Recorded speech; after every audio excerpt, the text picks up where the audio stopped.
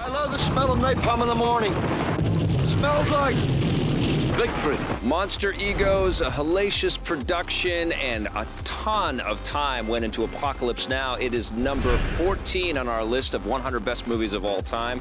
It probably represents one of only just a handful of war films on our list, but really, I think one of a handful of war films that are worth sinking into and eclipse all of the other war films that have come before or since. We see an unbelievable, unforgettable performance from Marlon Brando as Colonel Kurtz, who is just this enigmatic riddle, and Martin Sheen's character comes upon him and just has to kind of decipher what the hell this guy is saying. We see a young Lawrence Fishburne. This was actually his first performance in a film, and you could just see his mind is completely blown by everything that they're doing on screen here. They're spending tons of money. There's choppers flying all over the place. There's virtual napalm being dropped on civilians in cities. Only the man who directed The Godfather would have the balls, the cojones, to try to direct something of this scope and caliber. Yes. And you know, I mean, the whole thing is based on Joseph Conrad's novella, The Heart of Darkness, so it is all about Martin Sheen's character traveling up the river to find this colonel who has gone AWOL in the form of Marlon Brando,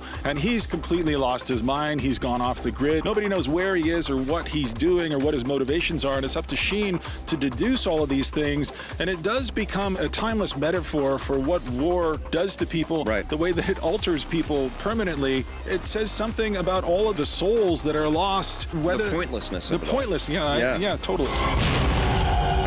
That's the grand message in this thing, and it's an easy one to kind of relate to, especially when you're talking in terms of the Vietnam War.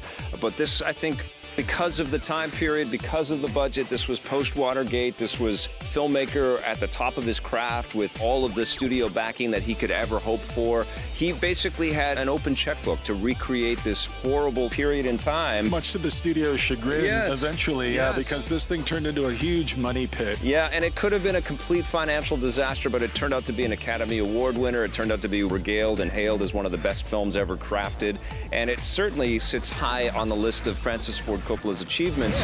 Mayday, mayday, I'm going in. But I really believe that this is one of the easiest movies to see that it took 1 million people to get it right, you know, and a lot of patience, a lot of cooperation, maybe a lot of tolerance as well, because you can also envision that Marlon Brando, the actor, was maybe a little bit hard to deal with as he's playing a guy that's losing his mind on More set. than a little.